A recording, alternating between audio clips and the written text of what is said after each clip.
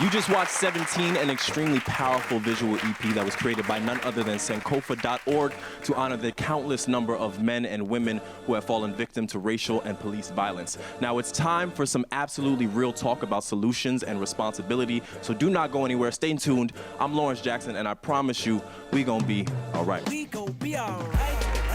We gon' be all right. We gon' be all right. We gon' be all right. Do you hear me? Do you feel me? We gon' be all right. Welcome to Revolt TV's Operation Get Home Alive, a very important conversation about police overreach, race, and resistance in the United States of America. But for this discussion, we want to hear from you guys, the young people who live these issues on the daily. We've stacked our studio with passionate young voices who deserve to be heard, and we also invited a panel of activists, of course, artists, and organizers to join us as well on the journey. By the end of this meeting, we'll have solutions and assignments, which means homework, but the type that could get you home alive. So let's take a second. Let's meet our panel. Right here to my left, I have my brother, singer-songwriter, Mr. Molly Music, who you've just seen in 17 as well. How you feeling, brother? Very good, man. That was powerful. That was powerful. Thank you. Of course, Ms. Simone Sanders, CNN political commentator and Democratic strategist for Bernie Sanders. His black cousin, could we say Bernie's? No relation. No relation. No relation. No relation. Of course, the always outspoken and thoughtful musician, Mr. Sir the Baptist, is here with us. Thank you for your time, man.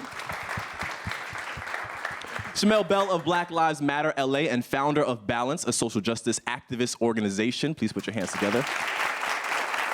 And last but not least, my friend Elijah Blake, the artist, also seen in 17 as well as his powerful new video, The Hanging Tree. I want to thank you guys for making the time. Revolt TV is obviously a music network. Now, for Elijah and for Molly, talk to me about the conscious decision that it is to speak out on panels, to come to Operation Get Home Alive, to put it in your visuals, to put it in your music. Why make this decision? It's cool to sing about popping bottles in the club and all that stuff, but then when we wake up one morning and we see the Tamir Rice hashtags and we see Trayvon Martin, sometimes blacking out your Instagram isn't always enough. One thing that these folk will listen to, they might not listen to us when we go out there and, with the popular votes or whatever, but they listen to our music. And they listen to our art. It's in the way we dress, it's in the way we sing, it's in the way we play chords. So if God's giving me that, that's all I can do, so. I didn't mean to skip you as well. With a name like Sir the Baptist, at some point, you got an atheist fan, you got somebody who maybe not sees the world through your eyes, but they respect your music, they like your craft, and you could have put them onto something. Why make that decision? The thing is, you're trying to put the pieces together and do your part as far as the community, as far as humanity. So, I mean, I'm not really worried about like if someone loves God or not, or what that is, but more so teaching God through community, because that's what it really is. It's not about teaching a deity, but teaching us as people that, hey, God is inside of you and you can share each other. It's kind of hard to kill the God inside of somebody next to you if you really learn and understand that we share God. So we have a lot to do in the church, specifically for the ministers and reverends that has represented the culture before. Now we don't necessarily trust them as much, but we have to rekindle how the church deals with the community, because you're not a church if you're not dealing in your community. We just naturally have the tendency to give our worship, our innate worship, when that becomes corrupt, it becomes fear. And it still invokes what worship invokes, and that's servitude or some type of alteration of the way I will go about seeing or handling myself. What's your name and where you're from? Charnel, and I'm actually from Oklahoma. Well, first of all, I am definitely a fan of you all coming here today, because this is what matters. It does help to have leaders to look up to, and the organization of Black Lives Matter, we hear peace. You know what I mean? We here for sure, and we have to stand together and know that it is not a race war, it's not a sexuality orientation war, it is an economics.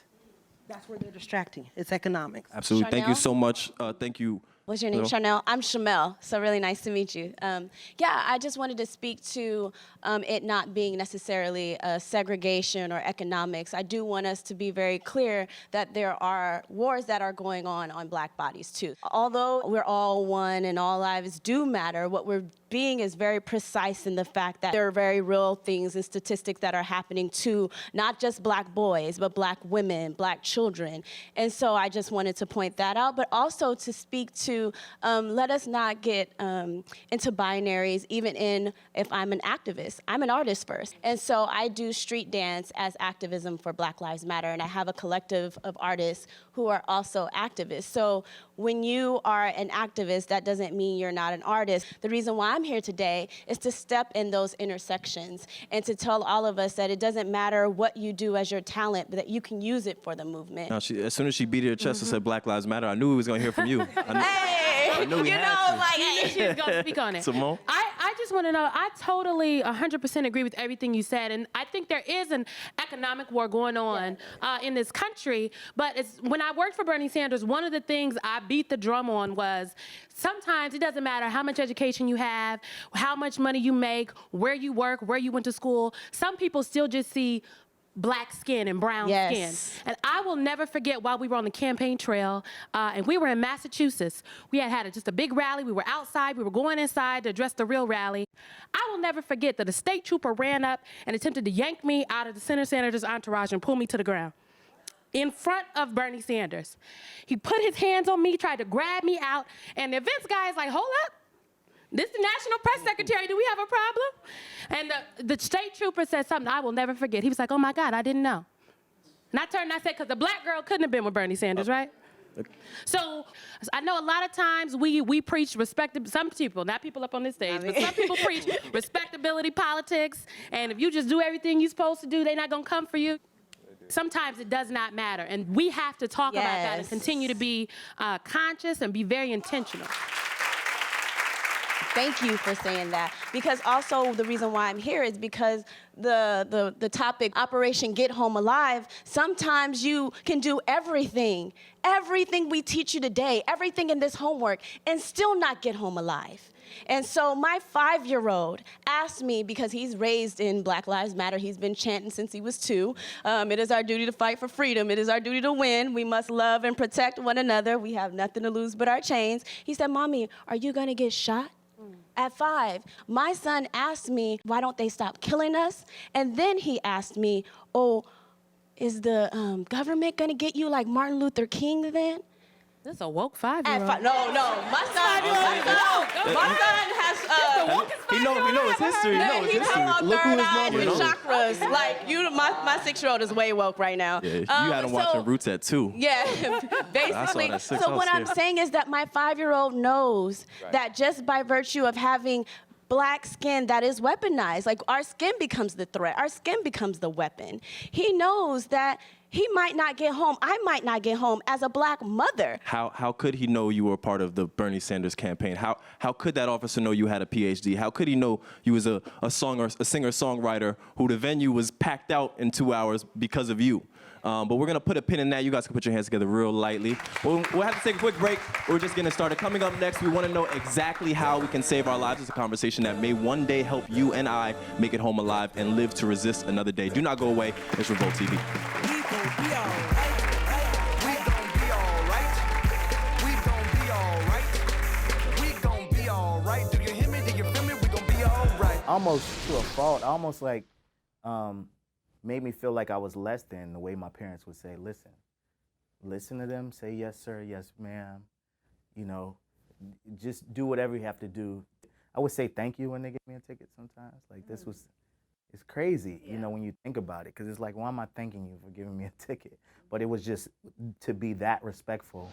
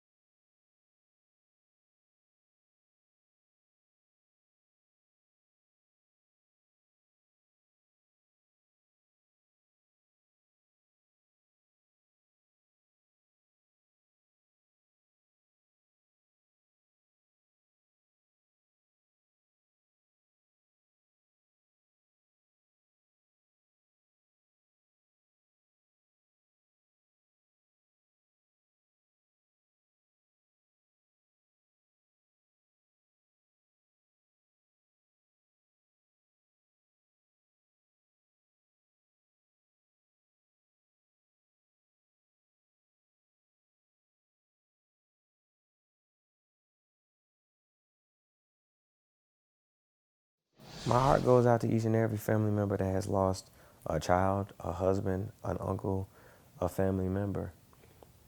You know, the contribution that we all can make is to be aware.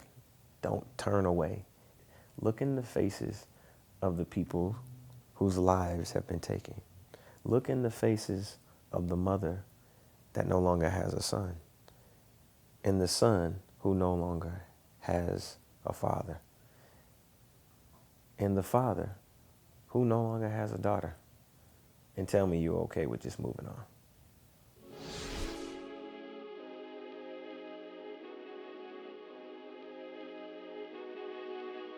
Welcome back to Revolt's Operation Get Home Alive. I'm sitting here with Miss Samaria Rice, and I want to thank you so much for the time. Her son Tamir was shot and killed by police in Cleveland when he was playing with a BB gun in the park. It's a tough story that never gets easier as we see it happen again and again. Thank you so much for joining us. You're welcome. Why did you consider important, the same question I posed for our audience, why did you consider it important to be here? Because I know it's not easy, and I know it doesn't get easier. So why make the time to sit here and be with us? Well, thank you for having me, and I just think that my presence is needed.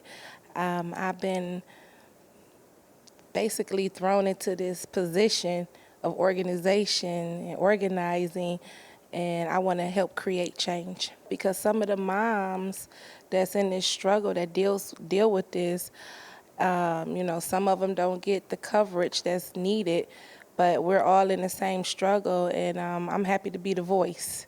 I'm Sam the Voice on Instagram, so I'm happy to represent for the ones that can't speak, the ones that can speak. I'm just here. Now, my mother sits with me since I can remember, as long as I can remember, and talk to me about how to make sure I get home alive, make sure how to interact with the police.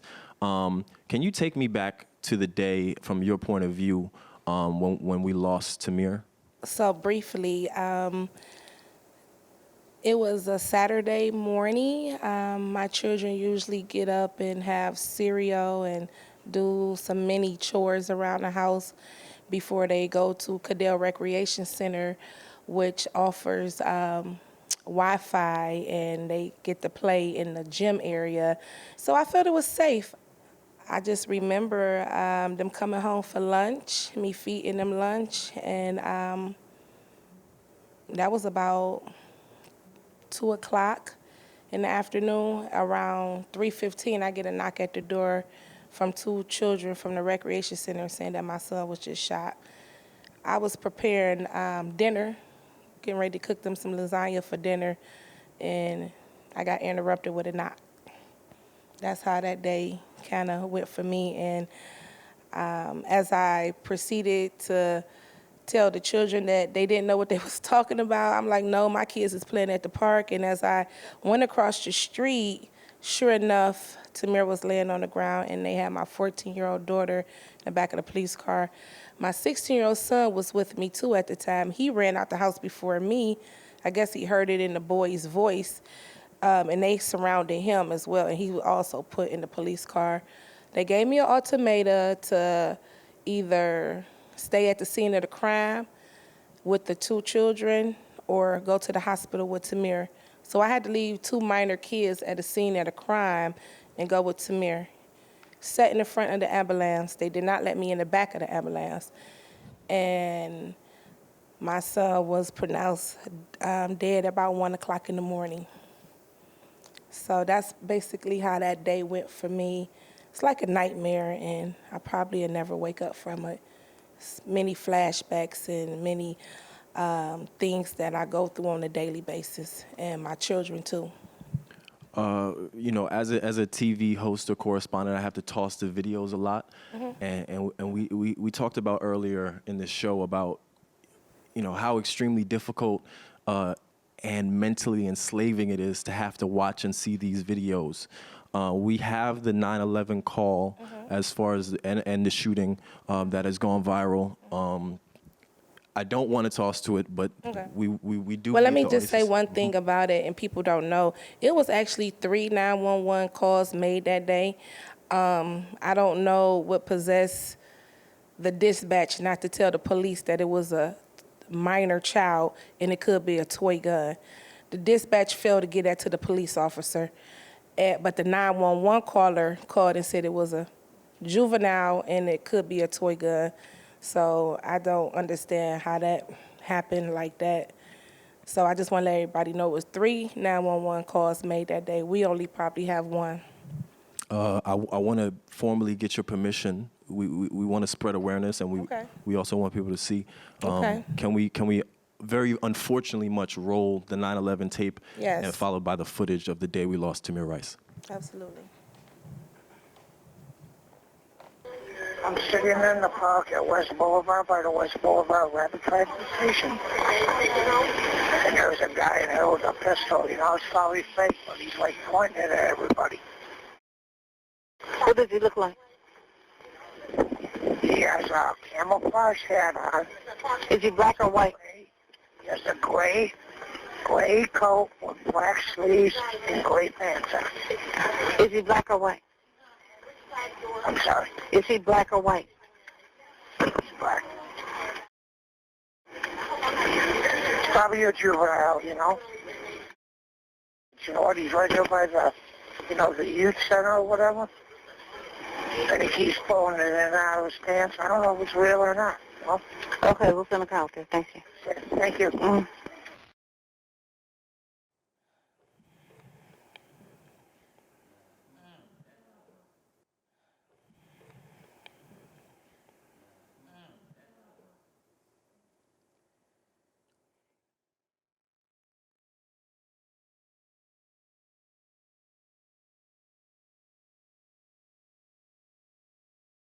Now, when I watched that footage, I kind of, in my mind, tried to look at how it developed. And the first word they use is guy. Yeah. Later on, they say it's probably a juvenile. But they start off and say it's a guy. So we get a race. And when you say guy, normally it's somebody at least 18 or older. When it's a juvenile, there are different rules of engagement on every social level with a minor. So I see that he said it was a guy. And then I also see the repeated question of his race. I think he asked it 4 times. Mm-hmm. Is he black or is he white? Is he black or is he white? Is he black or is he white? As if there's a completely different way to engage with somebody because of their race. Not because of their age, because of their size, because of their crime, but because of their race. Mm-hmm. And then he says he has a weapon of some kind, and he said it's probably fake. He said that on the call. It's probably fake. And then we see the police rush up. I don't know how many times you have or haven't watched this footage, but does any of it at all make sense to you? Absolutely not. Cordell Recreation Center has 2 driveways where they could have came in and approached Tamir, and if they were that scared, they could have used their police training, which they failed to do, which was get behind their vehicle, open up their car doors, and get on the bullhorn, which they failed to do. Mm-hmm. I don't know what to say. It's horrific and disgusted that they didn't even give my son a chance, and it was less than a second. So I timed it myself, and they could have, like the way they rode through the park. Now y'all didn't see that, the way they rode through the park like they was the Wild Wild West. Thank God it wasn't no more children out there, because they would have hit one of them. They almost knocked the swing set down too. Now, when you look out into this audience of anywhere between 15 to 28-year-old black and brown faces that have had the pleasure and the luxury of growing up and making it to the next day of their life, a luxury that your son never got, what advice do you have for them? What words do you speak to them when you look at their faces? Well, actually, I just would love for people to get involved in the organization and to create some change, hold these politicians accountable, and I just really want to see some change in America, and I know it starts with the youth, and it starts with you guys. Now I know that you say that was so powerful to me. I was thrust into this. You didn't choose this, but you're doing some great work now as an advocate. And we look on the stage and we have people from the Million Hoodies, people from Black Lives Matter, people who work on the political, social level, a professor of African American Studies, that all encompass the movement of which you are, as well as your son, is a face of now. So talk to me about some of the work you've been doing. So I've been building the Tamir Rice Foundation, and what that consists of is the Tamir Reach program will teach children about drama, theater, arts. I'm going towards the art and cultural world because Tamir was an artist. He loved to paint, he loved to do pottery. He was really like an all-American kid. He has so many talents. But I do know art and therapy was just his passion, and I want to take my foundation that way, also with mentoring. I'm also going to be adding an LGBT component because as I went into the one of the schools that we have, it's called the School of Arts, which is very talented children. A lot of our children are suffering from an identity crisis, and I want to be able to help and support that, do some outreach with them, and just help them and be there for them. They're very talented.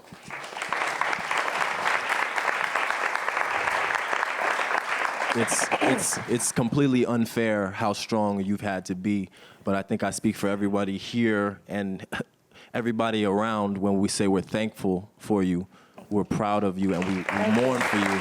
Can you guys stand to your feet, please, and give Miss Samaria Rice a round of applause.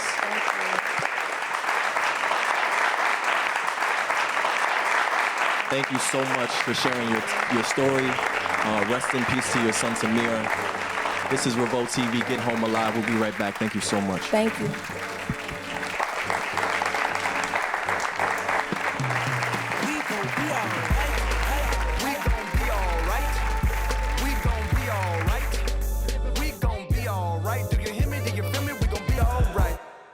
Being a police officer is a career. It is a career. It's a great career, but it's a job too, and we're people too. We have feelings, we have emotions, we have different understandings of things. But when we put this uniform on, this uniform doesn't define who I am, and it doesn't define who officers are, because at the end of the day, we're still people, and we still have the best interests of the community. We gon' be alright. We gon' be alright. We gon' be alright. We gon' be alright. Do you hear me? Do you feel me? We gon' be alright. You're watching Revolt TV's Operation Get Home Alive, which is shaping up to be both a sobering and encouraging meeting about police violence against Black and brown communities. Now, we have a new panel to continue our mission and conversation. The first up, my brother Mali Music is still with us, singer-songwriter. After that, we'll have Dr. Melina Abdullah, professor and chair of Pan-African Studies at Cal State University, Los Angeles, and an organizer of Black Lives Matter. Thank you so much for your time. Dante Berry of the Million Hoodies movement. And of course, Simone Sanders, CNN political commentator and Democratic strategist. And on Skype, we are very, very excited to have Teek Milan, writer and LGBTQ activist. The audience, we're here to talk about police conduct, police, how to approach them when you see them. What do you guys do when you come across a police officer? I'm gonna come back to you in a second, Aaron. I know you want to speak, my brother. Talk to me about what you go through, what steps you go through. For me, it's kind of different for me because I'm a guy of a larger size. So my mom always told me that because of that, you're gonna have to be even more respectful to the cops. And at the time, I didn't really understand that. I'm like, what do you mean? He said, well, because they're gonna be intimidated by you. I had a million questions as to why. Like, why are they intimidated by me? I should be treated equally. And because of the recent events, she told me that every time that I get pulled over, before I go in my glove department, I have to specifically ask them to get the information out. She said, just don't go because they're gonna assume the worst. What I want you to speak to as far as this is when I feel like when we lose a life or when police interact inappropriately with a brother, we're met with excuses. Oh, he had marijuana in his pocket. Oh, Eric Gardner was too big, so now we need 5 brothers to get on his back and choke him. And even though we hear him saying, I can't breathe, he's a big dude and we're intimidated. The police, we watched the video. The police are people. We absolutely know that. What are the proper steps or protocol that needs to be taken? What can a brother like this do to make sure that he does get home safe and alive with his size? Take the police and you out of the situation, and let's go to Africa. We're on a safari or whatever, and we get off, and a lion comes out of the bush. This is huge. We are threatened. It has not harmed us. It has not roared or moved. It looks at us, and we automatically see ourselves as food. Okay? What can that lion possibly do besides speaking English to say, I'm not going to bother you, for us not to pull out our rifles or do something to, take away the potential threat of what this can be. So I say all that to say it is important to know how you are perceived, especially in those situations. I would much rather you be alive and ashamed than dead and, you know what I'm saying, and stood your ground because it won't last, but for the 13 seconds that the video clip of you would be. You get what I'm saying? So. As a professor of African American studies, please enlighten us about how your skin color can be a weapon in itself. Sure. 2 years ago, we had a case of Black Lives Matter activists shutting down a freeway. One of the people who helped shut down the freeway was this really tall, big brother, right? On the paperwork, it asked, did they have a weapon? The police actually wrote weapon, physical presence. Awesome. Yeah. Wow. That's crazy. So this is how they see us. We have to transform them and stop kind of absorbing what they say about us, right? I want to do a quick thank you for your testimony, brother. I want to do a quick moment here. If you are a black male and you wear age between 15 and 34, I want you to stand in this studio right now. 15 to 34. Black men aged 15 to 34 were 9 times more likely than other Americans to be killed by law enforcement last year. They were also killed at 4 times the rate of young white women. Police have killed 116 total black men in 2017. 97% of cases in 2015 did not result in any officer being charged with a crime. Now I'm gonna ask you all to sit back down. But we look at these statistics and we're more than saddened and humbled by this. What can we do to turn these things around? And then Teak, I'm coming to you on Skype. I have not forgot you, bro. I think we're in a really interesting moment, right? We've seen the last couple of years, so many folks have been energized by the movement for Black Lives. So many folks that are in the streets actively protesting and also thinking about what happens after the protest every single day. And then we also are in this moment around Donald Trump, right? Wherein even more communities don't feel safe. And I think this is a moment, a real opportunity for us to build a transformative movement for safety and justice in a real way. And how do we actually push for liberation and freedom on our terms, not on the state's terms? Okay. Simone, I need you to put on your political hat for me, and I need a step-by-step booklet that you could get. Yeah, it's a Biggie reference, but I mean, he owns the building. I'm sorry, y'all. It's petty or not. I got to work tomorrow. What do we do so that we know, even legally or off the book? I know there's no textbook answer to it. We see the statistics. There is no textbook. So in terms of putting my political hat on, like I could tell you when the officer pulls you over, keep your hands up, call somebody, put them on speaker, have your iPad out, put the video on so in case something happens. But that may not keep you safe. So what I can tell you from a policy perspective is it is really important that folks that understand the issues also are able to sit at the table with some of these policy folks and have the conversation. Dr. Carr from Howard University always likes to say, he was like, we need people who can shut it down, who can bring the system down and shut it down, to get arrested, put their bodies on the line. But we also need some lawyers to get those folks out of jail. Once the police take them away, we need some advocates, some spokespeople to be able to talk about what's happening. I can't be out here talking about shut it down, we gonna shut it down. Y'all need my black tail to be on CNN talking about why they got carried out. We have to understand that there are levels to this work that has to be done. Absolutely. If it's one thing I don't doubt that Martin had, it was a good lawyer, because you're not going to get arrested every other month and he just back out. I hate to reference it again, but that Pepsi commercial. We saw Kendall walk by so many people who have problems with the police and then solve the problem herself. Also, we saw Kendall throw her blind wig to a black woman. She got rid of her hair. Then she moonwalked past my brother who was moonwalking. Then she walked past somebody in a hijab, somebody who has actual real problems with the police. She walked by somebody who was a member of the LGBTQ community, actually has problem with the police. Teak works on this every single day, and we're so thankful that he does. Talk to me about the challenge it is in the work that you do every single day as an LGBTQ rights activist. We have to look at like the intersections of how the system is affecting all kinds of Black people, not just Black straight men, not just Black straight women, but LGBT people as well. So for me, it's my job to always bring this to our attention and to the public consciousness as we're talking about Black Lives Matter. All of our lives should matter, particularly the most marginalized of us. And, and I think sometimes it can be hard for people to start to understand, these ideas around gender being like a spectrum of possibilities, right? But at the same time, we have to know this new complexity of the human experience should complicate you and doesn't invalidate you. And we should find some freedom in acknowledging that Black people exist in many different ways and that we're all having the same Black experience, that we're all against the same systems. Shouts out to Teak for flipping the All Lives Matter line.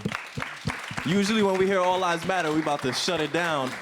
But Teak said, no, I got something for you. We call this special Get Home Alive. It doesn't mean straight men get home alive. It doesn't mean white men get home alive. It does not mean upper class people get home alive. It means we all get home alive.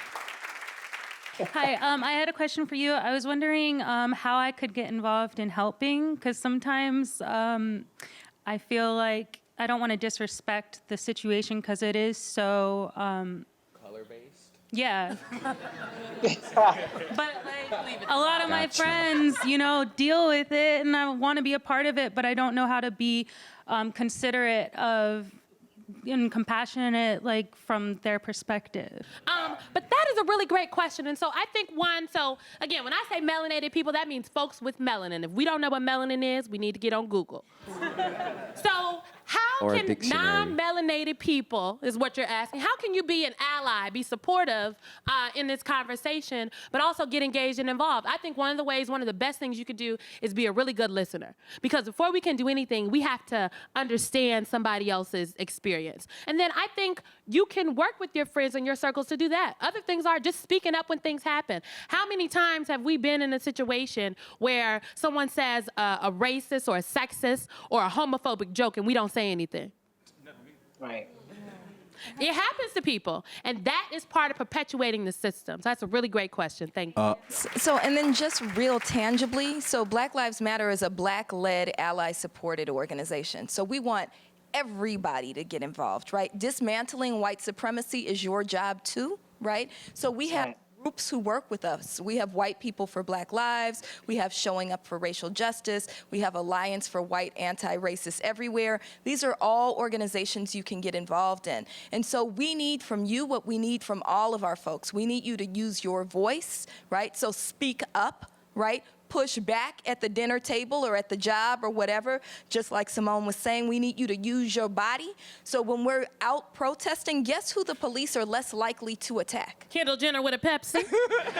And you look like her, right?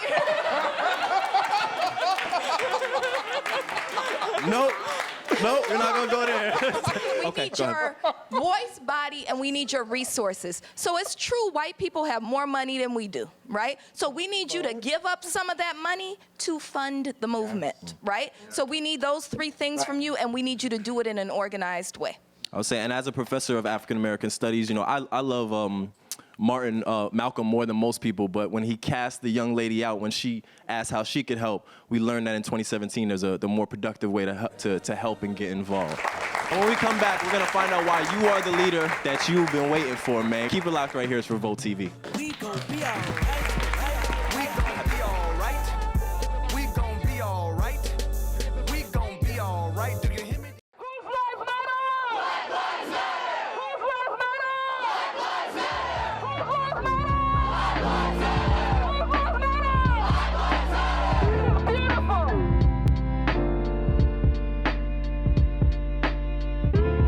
So, Black Lives Matter, first of all, has been a powerful phrase that has been used to really frame the discussion around what is happening in this country. Black Lives Matter was just fundamentally important. You say so much with that one hashtag.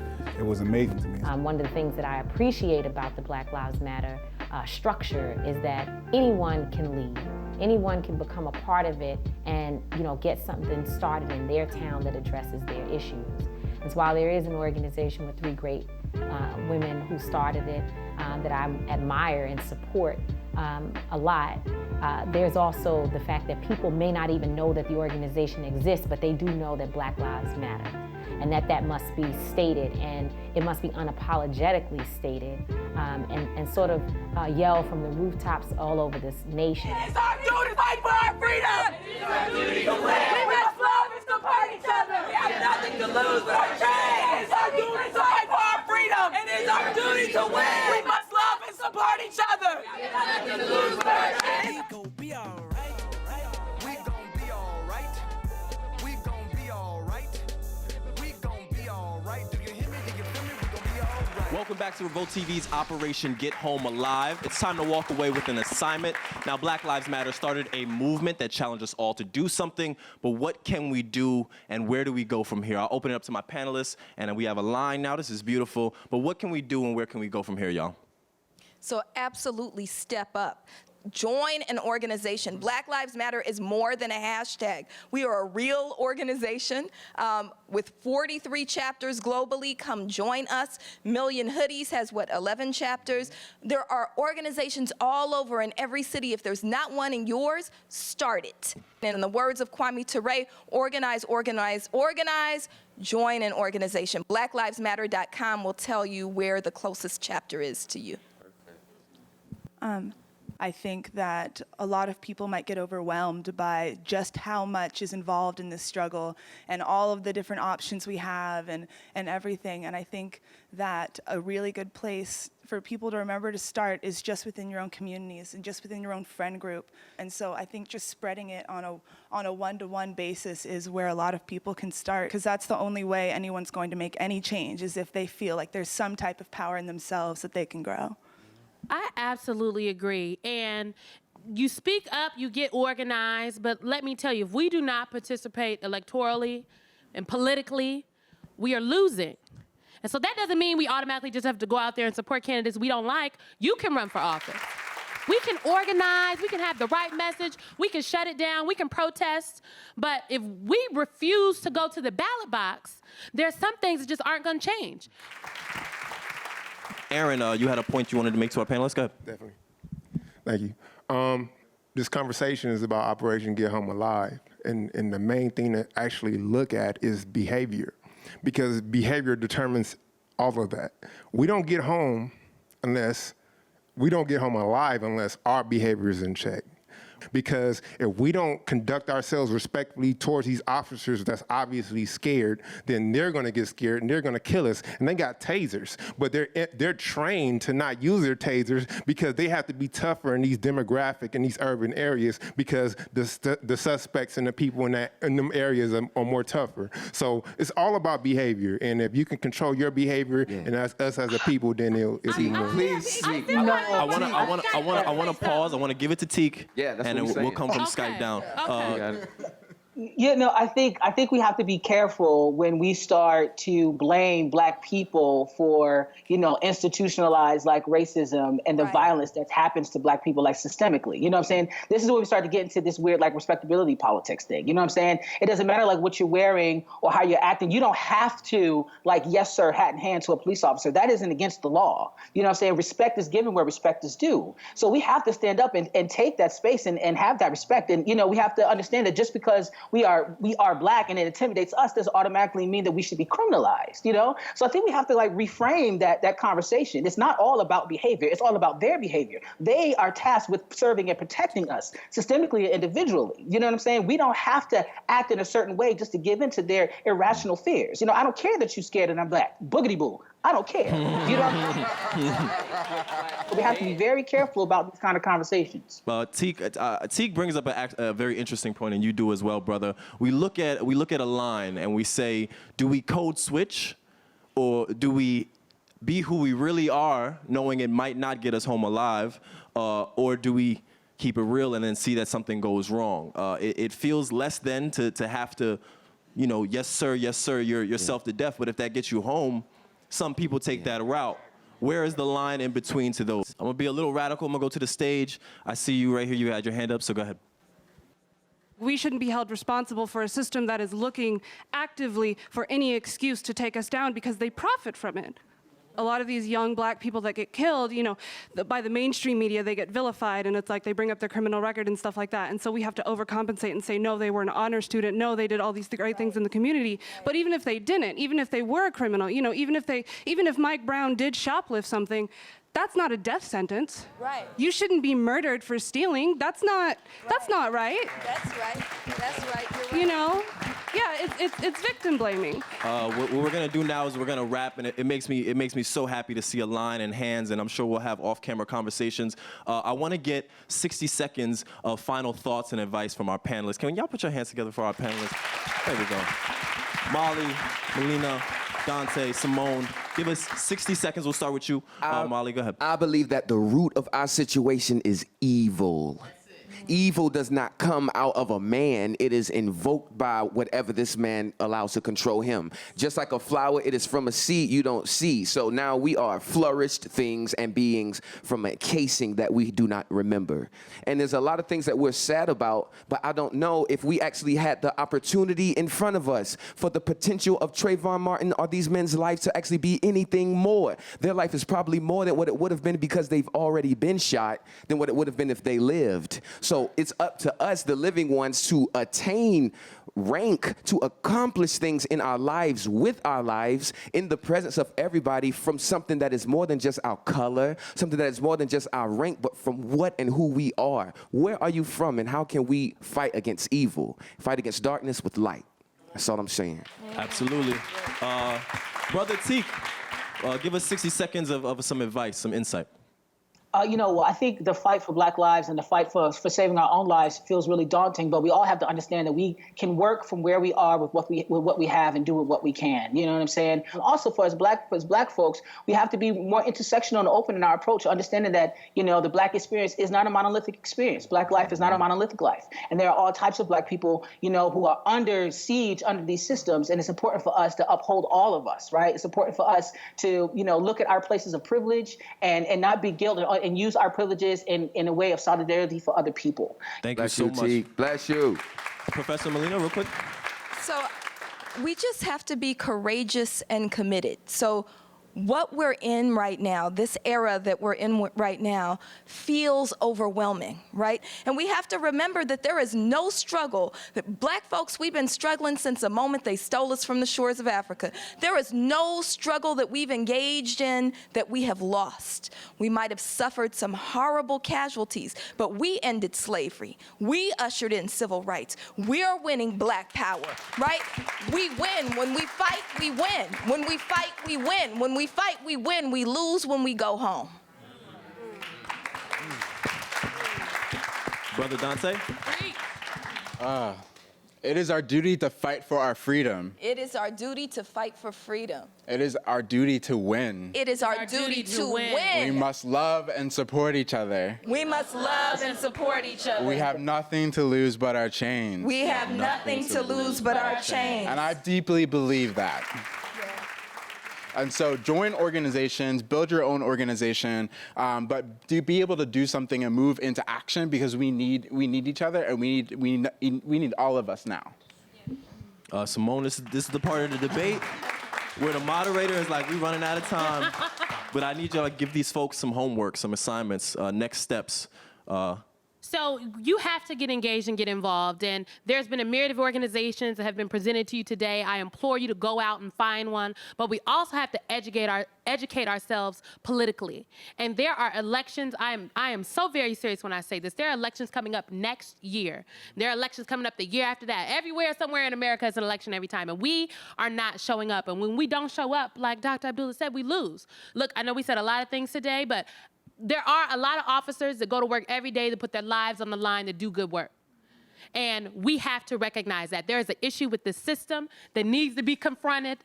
We need to do the work, but we have to be able to come to the table, and we got to vote, y'all. Please vote.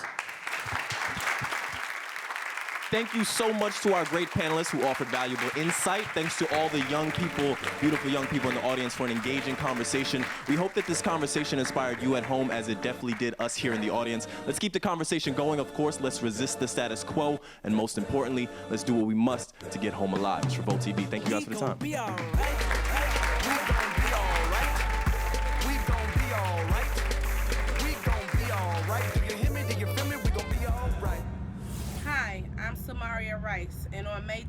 30th of 2017, Timothy Loman was fired from the Cleveland Police Department, not because he murdered my son, but because he lied on his application. Although I am relieved that he's fired, he should have never been a police officer in the first place. That's why we must get involved to create safer community. And my son's death, it's clear to me that it doesn't include the police.